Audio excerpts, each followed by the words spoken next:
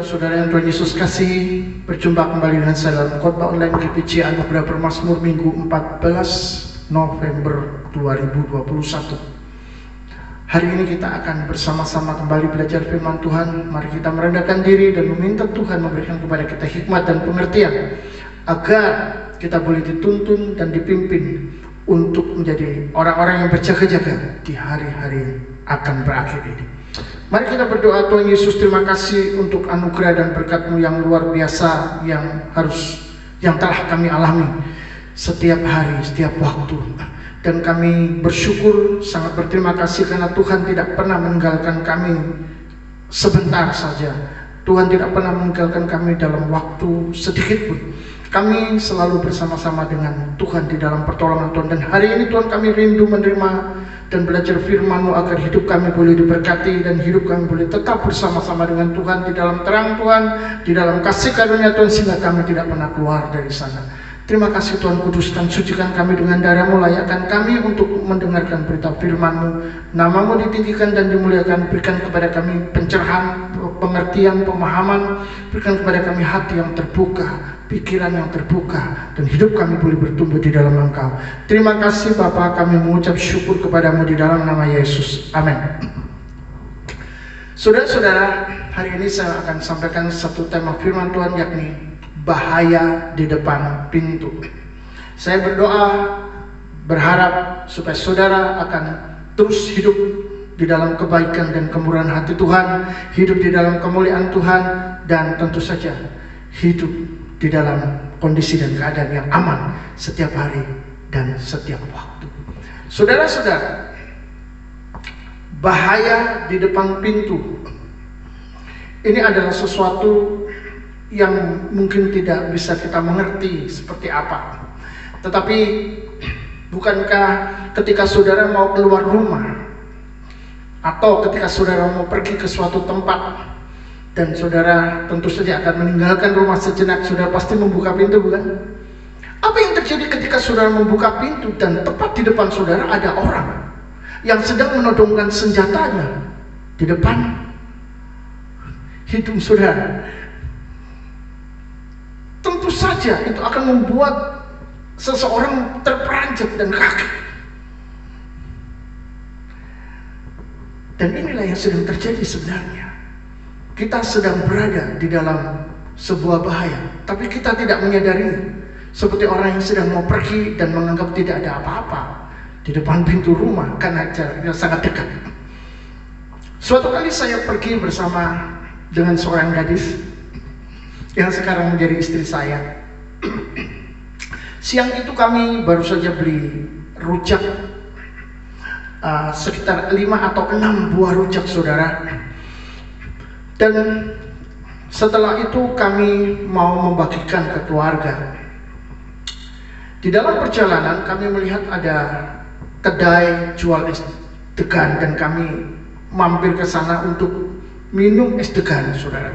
Tentu saja itu akan sangat segar, saudara, sebelum sampai ke rumah. Ketika baru saja kami duduk, kami melihat ada 2 orang berboncengan sepeda motor berhenti di depan kedai itu. Lalu salah satu masuk dan berdiri tepat di depan kami. Di depan kami ada sebuah meja, dan kami taruh rujak kresek itu di depan, di atas meja itu. Apa yang terjadi, saudara? Laki-laki ini tiba-tiba mengeluarkan celurit, saudara, cukup besar. Dan saya kaget, goloknya dikeluarkan, golok atau celurit kalau salah, saya lupa. Dan pada waktu itu, saudara, dia pegang kresek hitam itu sambil berkata, diam, sambil dia mengacungkan senjatanya. Lalu dia mengambil dengan cepat, lalu pergi meninggalkan kami. Dan setelah itu si penjual degan mendatangi kami dan berkata, saya sudah curiga tadi dengan 2 orang itu, saya melihat gelagatnya. Lalu dia bertanya, apa istri dari kresek itu? Kami bilang, rujak, Pak. Dan dia ketawa, saudara. Akhirnya kami semua ketawa, saudara. Jadi ceritanya, saudara, ada penjahat kesasar, saudara, cari mangsa. Kenapa? Dia pikir mungkin di kresek itu uang yang berjumlah banyak, tetapi sebenarnya isinya rujak. Jadi setelah dia berbuat kejahatan, mereka makan rujak. Saudara-saudara yang dikasihi Tuhan, bahaya ada di mana-mana. Suatu kali ada seorang ibu yang berenang dengan anaknya yang masih balita, ya. Mungkin umur sekitar 5 tahunan, cewek, saudara. Apa yang terjadi, saudara? Di CCTV, rekaman CCTV itu memperlihatkan dengan jelas bahwa ibu ini sedang telepon. Teleponnya di dalam kolam renang lagi. Saya waktu itu juga, waduh, kok bisa ya telepon di dalam kolam renang? Namun dia lupa bahwa anaknya yang masih kecil sendirian di sana, mungkin sekitar jarak 5 meter, saudara. Dan anak ini ternyata sedang tenggelam dan meminta pertolongan. Tapi ibunya tidak ada di sana. Ibunya sedang sibuk dengan telepon. Sebenarnya di sana juga ada beberapa orang, tetapi mereka juga tidak tahu. Aneh sekali. Dan akhirnya anak ini meninggal. Setelah ibunya sadar, anaknya nggak ada. Dia taruh telepon, dia cari, dan akhirnya terlambat. Anak ini sudah mati. Bahaya ada di depan pintu dan dia tidak tahu bahwa bahaya itu benar-benar merenggut nyawa anaknya. Saudara, kengerian seperti ini bukan cuma terjadi di dalam dunia fisik, tapi terjadi di dalam dunia rohani. Bahwa ada banyak orang berada di dalam bahaya kekal, tetapi orang-orang yang seharusnya menolong mereka lagi sibuk dengan diri mereka sendiri, enjoy dengan kepentingan mereka sendiri. Sehingga saudara-saudara, ada banyak orang benar-benar kehilangan kehidupannya.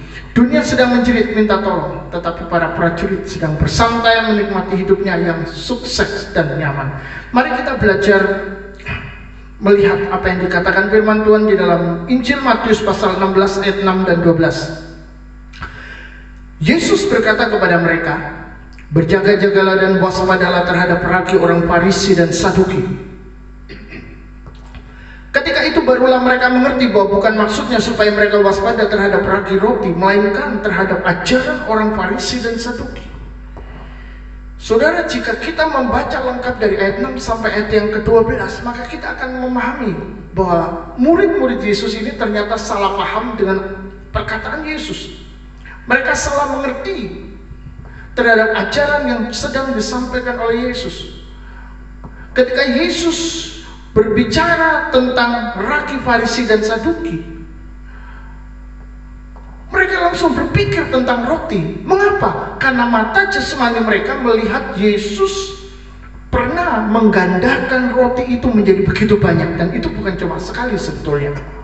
Maka saudara-saudara, yang dilihat oleh para murid ini adalah hal-hal yang bersifat lahiriah dan jasmani. Mereka tidak tahu Yesus sedang berbicara tentang perkara rohani, perkara yang lebih penting daripada yang jasmani dan yang sangat membahayakan. Sampai akhirnya Tuhan Yesus menjelaskan bahwa bukan roti itu yang ia maksud, dan akhirnya mereka mendapat pencerahan tentang pengaruh ajaran Farisi Saduki yang membahayakan iman mereka sendiri. Disinilah saudara-saudara kita melihat perbedaan antara Yesus dengan murid-muridnya. Yesus adalah seorang yang melihat segala sesuatu dengan jelas. Dia tahu apa yang sedang terjadi. Dia melihat bahaya yang ada di depan mata. Dan saudara-saudara, Yesus menunjukkan sikap berjaga-jaga terhadap segala sesuatu yang bisa membahayakan hidupnya. Tapi para murid tidak seperti itu. Para murid benar-benar tidak memahami bahaya yang ada di depan mereka. Mereka hanya bisa melihat segala sesuatu dengan mata jasmani mereka saja. Mereka hanya bisa memikirkan hal-hal yang bersifat lahiriah saja. Murid-murid cuma memikirkan perkara-perkara jasmani dan bukan perkara-perkara rohani yang ada di atas, di mana Kristus duduk dan berkuasa di sana. Itu sebabnya saudara, para murid ini hanya tahu tentang kenyamanan hidup, tetapi tidak tahu bahaya yang ada di sekitar mereka. Mereka tidak mampu melihat bahaya apapun di depan mereka. Mereka hanya menikmati kesenangan melihat mujizat ajaib yang dilakukan oleh Yesus. Saudara-saudara, Tuhan pasti khawatir jika anak-anaknya hanya menjadi orang-orang yang suka melihat mujizat, melihat keajaiban, tapi melupakan hal yang penting dan mendasar, yakni perkara-perkara rohani yang sedang berada di dalam bahaya. Itu sebabnya saudara, Tuhan Yesus mengutus para murid untuk menjadikan semua bangsa muridnya dan bukan hanya menjadi pengikutnya. Di zaman now, perilaku orang itu bisa berubah, saudara. Kenapa? Karena media sosial itu sekarang sangat melekat di hati masyarakat dan memiliki pengaruh sangat besar untuk mendorong orang mengikuti arus sesuai dengan kondisi di dunia maya yang ada. Segala sesuatu bisa merubah hidup orang. Mari kita lihat tren TikTok. Bukankah sekarang semua dijadikan TikTok, saudara? Dari yang paling kecil sampai yang paling tua, saudara. Senang sekali TikTok. Kenapa, saudara? Karena gelombang pengaruh itu memang dipancarkan dari media sosial. Jika orang ikut-ikutan, semuanya, saudara, berpengaruh. Dan media elektronik adalah sebuah alat, sebuah akses menuju perubahan itu sendiri. Sisi positifnya, kita bisa belajar banyak tentang dunia dan informasi-informasi yang berkembang, yang berguna bagi kita, termasuk pengajaran-pengajaran firman Tuhan yang sangat melimpah. Dulu orang hanya bisa belajar ketika mereka hadir di sebuah gereja secara fisik dan mereka mendengarkannya secara langsung. Mungkin ada melalui radio dan lain, tapi tidak banyak yang yang berminat. Namun sekarang setelah pandemi, saudara, orang bisa melihat yang namanya pengajaran firman Tuhan itu melimpah ruah. Bahkan bisa memilih, saudara, mau yang mana, senang yang mana, tinggal disetel, tinggal dicari saja. Dan saudara-saudara, tentu saja di satu sisi ini baik, tapi di sisi lain ini negatif, ya. Karena dengan adanya media elektronik yang begitu luar biasa, ada banyak isi di dalamnya itu menyerang dan menjatuhkan orang-orang percaya yang tidak terdidik di dalam soal iman atau pokok-pokok iman, dan banyak orang yang tidak mengerti perbedaannya antara yang murni, yang alkitabiah dan yang menyimpang. Itu sebabnya banyak orang sendiri yang akhirnya jatuh di dalamnya, walaupun mungkin mereka memiliki ajaran yang baik pada mulanya, tetapi sudah tidak lagi mampu bertahan karena serangan-serangan yang begitu kejar melalui media sosial. Kita tidak berbicara tentang yang lain, kita berbicara tentang pengajaran firman Tuhan. Sehingga saudara, banyak yang mulai memperlihatkan penyimpangan-penyimpangan yang sangat serius. Jadi serbuan informasi dari YouTube, internet, chat dengan teman atau orang-orang yang tidak dikenal tentang pengajaran-pengajaran yang mirip Kristen atau yang bahkan berbeda dengan Alkitab, ini sangat mengkhawatirkan, saudara. Ketika kita ingin melihat kesaksian Kristen dan kita klik di Google kesaksian Kristen, yang disuguhkan itu mirip kesaksian Kristen, saudara. Bicara tentang Yesus, bicara tentang Alkitab, bicara tentang Roh Kudus. Tapi bukankah banyak orang tidak tahu bahwa ternyata ini berasal dari gereja Tuhan yang Maha Kuasa, yang ajarannya bukan ajaran Kristen. Mengapa? Karena mereka mengajarkan bahwa Yesus berinkarnasi kedua kali menjadi seorang wanita dan tinggal di Tiongkok. Ini sangat lucu. Alkitab mengajarkan Yesus memang datang dua kali. Yang pertama, lahir menjadi manusia berinkarnasi. Yang kedua, dia akan datang sebagai seorang hakim dan dunia selesai. Tapi sekarang ini sudah datang, saudara, yang kedua kali dan seorang perempuan. Saudara, sudah bagaimana ini? Tapi mereka bicara tentang Alkitab. Isinya menyepelekan firman Tuhan, meninggikan suara Roh Kudus. Kan Roh Kudus sudah datang, jadi firman Tuhan sudah nggak penting lagi. Saudara-saudara, banyak orang masuk ke dalamnya dan tidak tahu membedakan mana yang benar dan mana yang salah. Dan itulah yang saya katakan bahaya di depan pintu. Kiranya Tuhan akan menolong kita di dalam semua ini.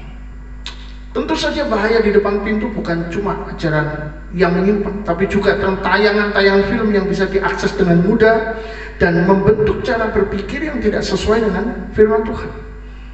Orang-orang percaya lebih banyak memikirkan hal-hal seperti itu daripada belajar firman. Saya yakin seperti itu. Hanya sedikit yang sungguh-sungguh dengan tekun ingin belajar firman Tuhan. Ini masalahnya. Baru saja film terbaru dari Marvel, Eternals, yang menampilkan seorang hero, seorang pahlawan yang luar biasa dengan gaya dan model yang berbeda dari sebelum-sebelumnya.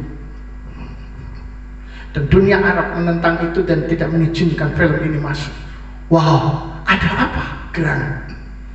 Saudara-saudara dikasihi Tuhan, ternyata di dalam film Eternals ada seorang pahlawan, ada seorang hero yang ternyata seorang gay, seorang homoseks yang tinggal bersama pasangannya dan mengadopsi seorang anak. Tentu saja itu menjadi kontroversi, saudara. Tetapi pada Rabu 3 November film ini sudah masuk di pasar internasional, baik Korea, Prancis, Jerman, Italia. 4 November masuk di Australia, Brasil, Meksiko, Kroasia, Yunani, Hongaria, Israel, Portugal, saudara, Malaysia, Singapura, Thailand, dan semua wilayah Amerika Latin yang kecil. Jadi film ini sudah ada di mana-mana, termasuk sudah main di Indonesia. Apa masalahnya? Saudara, ini masalahnya. Bukankah film ini seharusnya dikonsumsi oleh anak-anak atau mungkin remaja? Tetapi saudara, di dalam film ini ada satu pesan bahwa LGBT, transgender itu bukan masalah. Kenapa? Karena dia menjadi salah satu tokoh, menjadi salah satu jagoan di dalam film ini. Namanya Festus. Saudara yang dikasihi Tuhan, kita melihat bahwa di zaman ini peristiwa Sodom dan Gomora mau diulang lagi. Jadi kalau ada orang mau bertanya tentang masalah ini, apa dan kenapa film Eternals yang menampilkan seorang gay menjadi tokohnya dipermasalahkan, apakah itu tidak berkenan kepada Tuhan?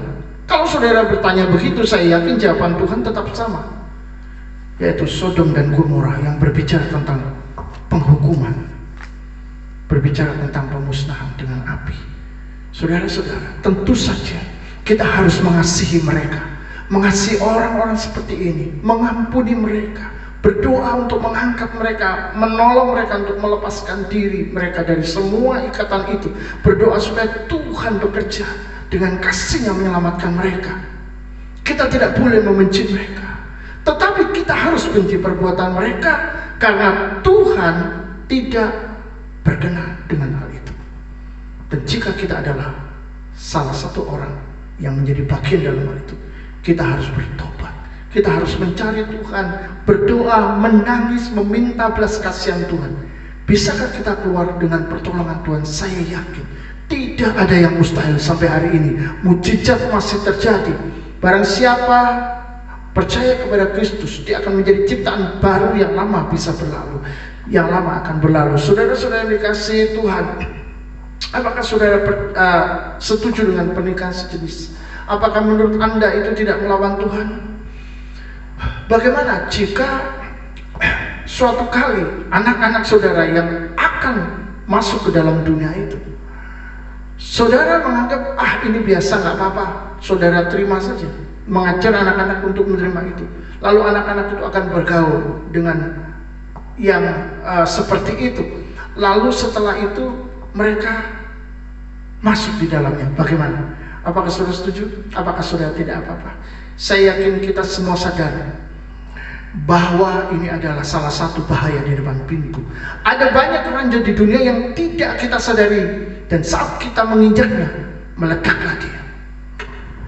Anak-anak muda sampai yang tua pada awalnya mencoba-coba narkoba. Asik, enak, saudara. Orang bisa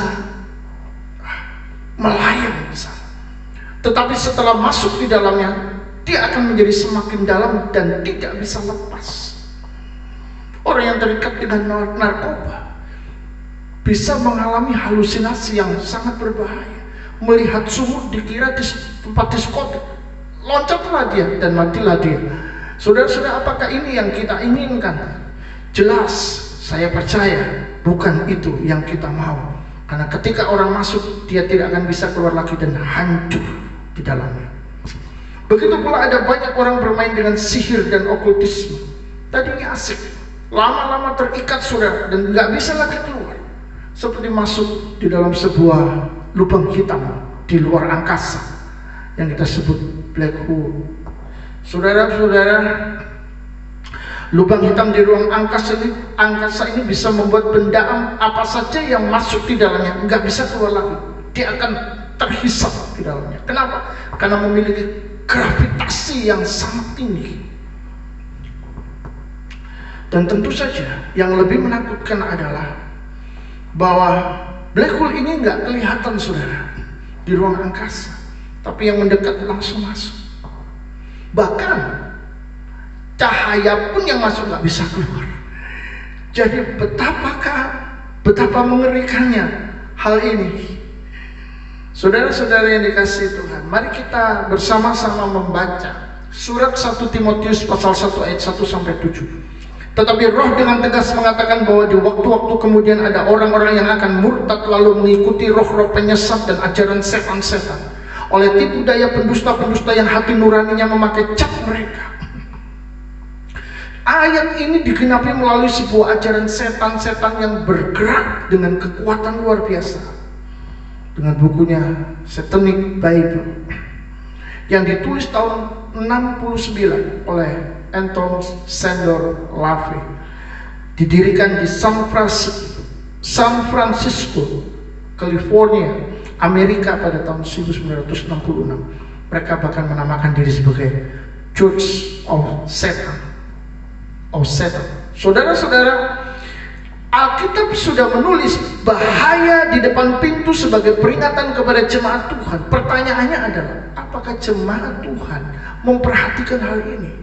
Atau hal itu tidak menjadi pusat perhatian karena hidup sudah difokuskan, hidup sudah diberikan untuk mencari uang, untuk meningkatkan ekonomi, untuk memikirkan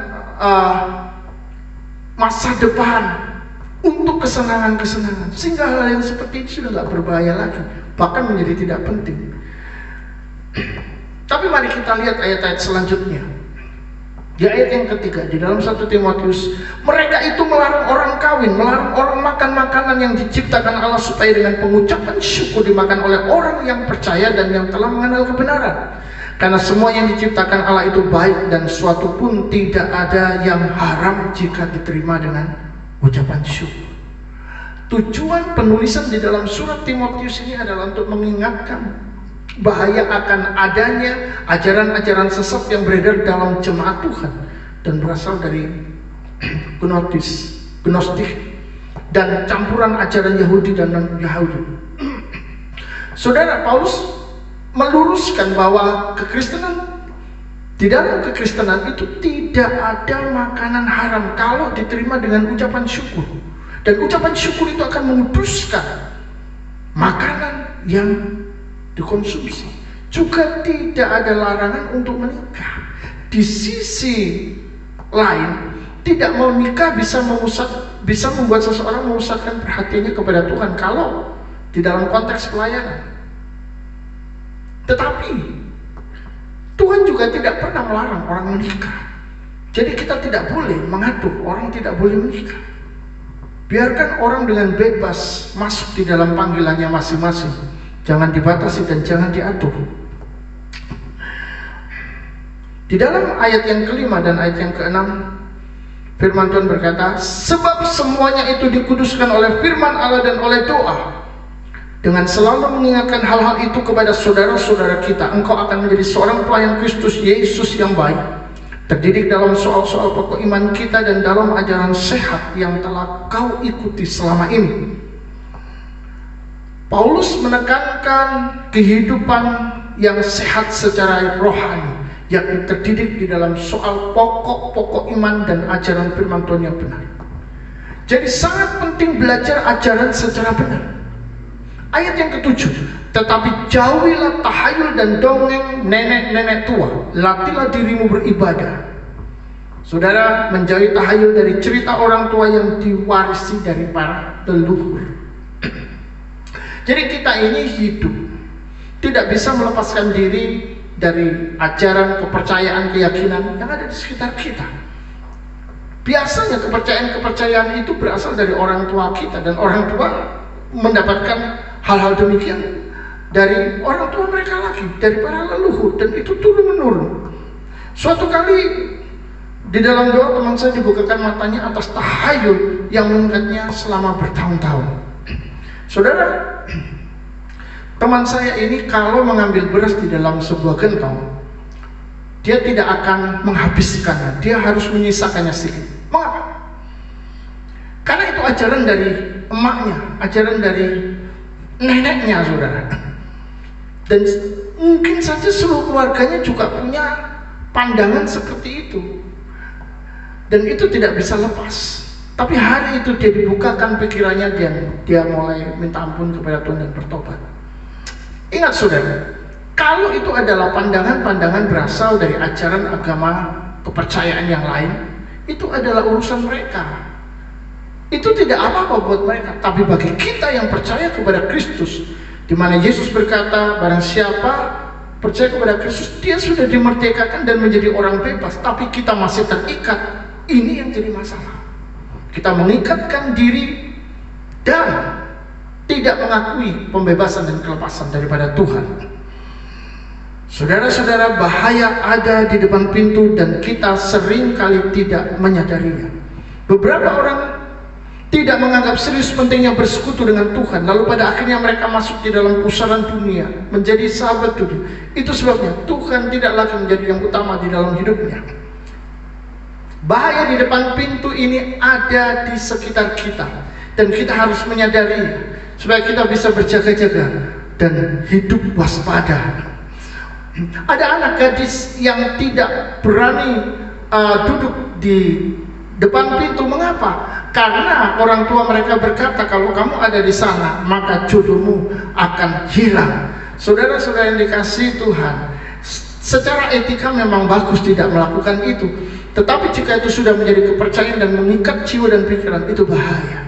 Berapa banyak anak-anak Tuhan juga, kalau kita amati saudara, terutama di dalam pemakaman misalnya, mereka memiliki suatu ketakutan yang luar biasa. Kalau keluarganya atau orang tua atau siapa saja mau peti matinya mau dimasukkan ke dalam lubang, mereka tidak berani melihat, saudara. Mereka membalikkan badan. Kenapa? Karena kalau mereka melihat itu bisa siap. Wah. Sekali lagi, kalau ini ajaran di luar, kepercayaan di luar, itu bebas.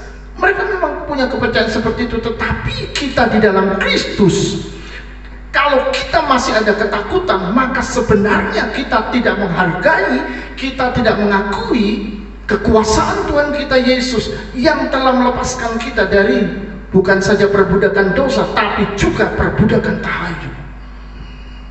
Berapa banyak dari kita masih mengikuti tradisi-tradisi yang membahayakan iman kita sendiri.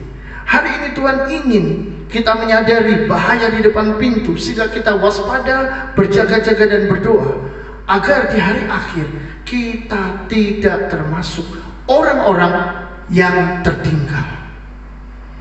Amin. Kiranya firman Tuhan boleh memberkati kita, menambah wawasan kita, memberikan kepada kita jalan untuk hidup berkenan kepada Tuhan. Tuhan menolong kita, menolong saya, menolong saudara. Amin. Tuhan memberkati.